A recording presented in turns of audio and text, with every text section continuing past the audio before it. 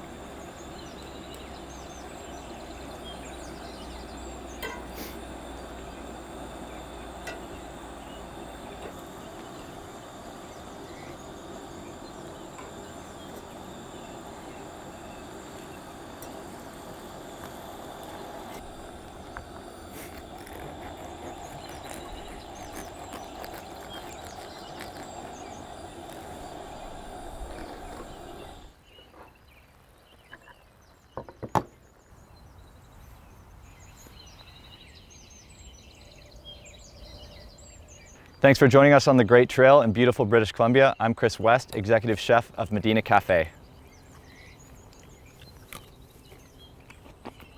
It's good.